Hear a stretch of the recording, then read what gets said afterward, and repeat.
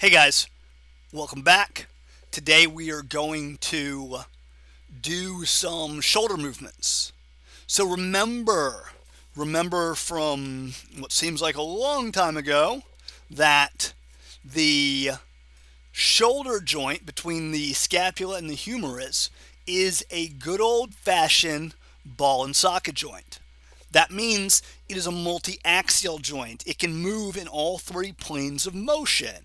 It can move up and down in the sagittal plane. When it moves up, that is called flexion. When it moves down or back, that is called extension. Those are two movements at this glenohumeral joint, this shoulder joint. There are more. Not only can we flex and extend, we can also move in the frontal plane. If we're moving in the frontal plane, we're doing abduction and adduction. Abduction takes our arm out. Adduction adds it to your body, brings it back in.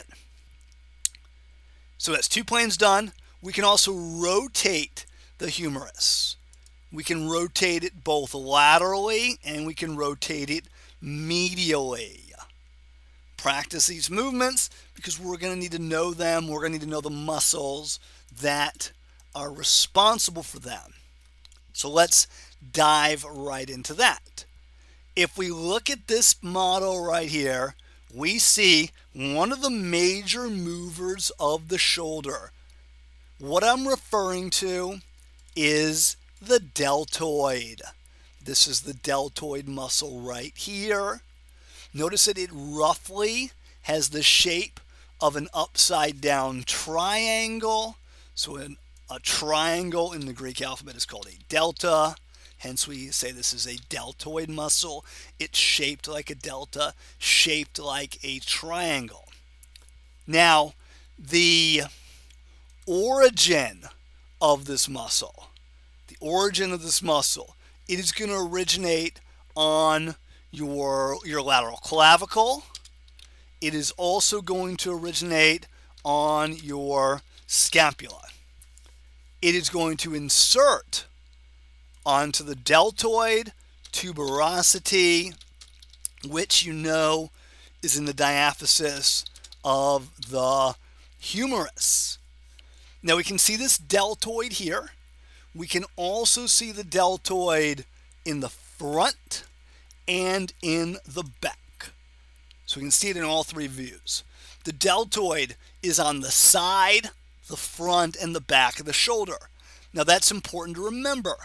Because it's on the side of the shoulder, so especially these fibers here in the middle, these fibers in the middle are going to abduct the shoulder. Now, the fibers in the front, because they're in the front, they're going to pull the shoulder to the front. That is going to be flexion of the shoulder. And lastly, you probably guessed where we're going here. Fibers in the back. Let's get a different color. There we go. Fibers in the back. Posterior fibers are going to pull the shoulder, the arm, the humerus backwards, and that is extension. Okay, says the deltoid, a major shoulder mover. It does 3 of the 6 movements. All right. Let's switch to a new slide here. Another model.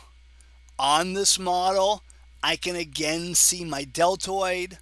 I can see my deltoid in the back right here. Zoom.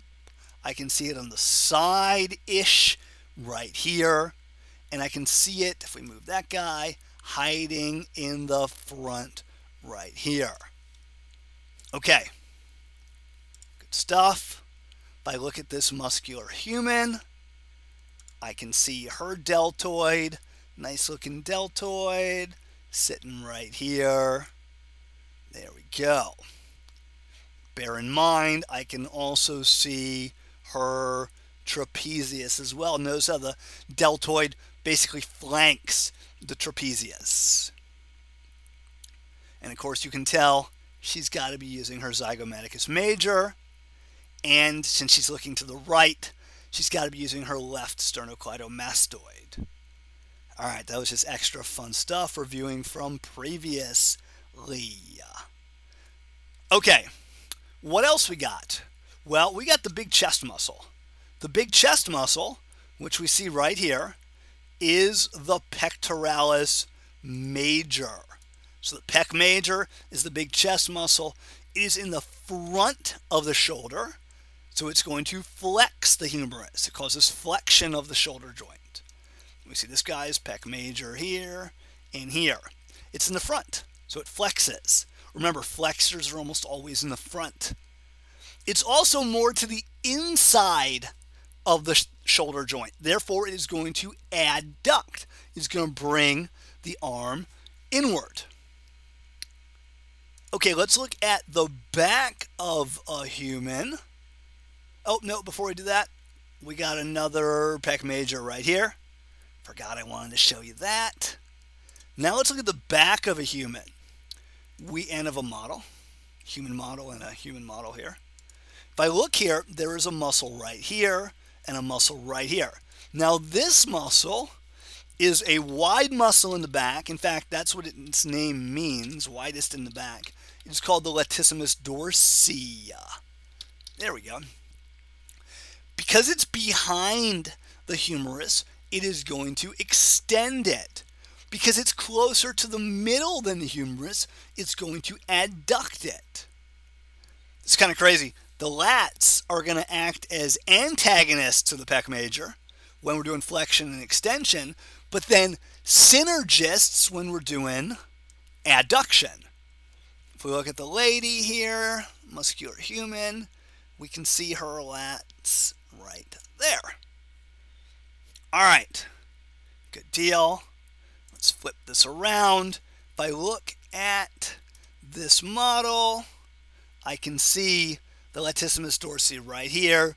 If someone's muscular enough, they pick their arms up. Even if they don't pick their arms up, you can often see the Latissimus dorsi kind of like under the axillary region.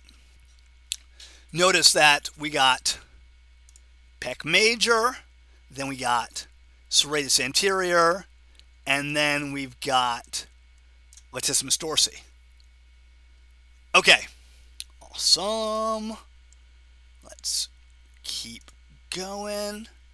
Well, that might be it. Yeah, that's it for this one. We're going to stop right here. Pick up next time with the muscles of the rotator cuff.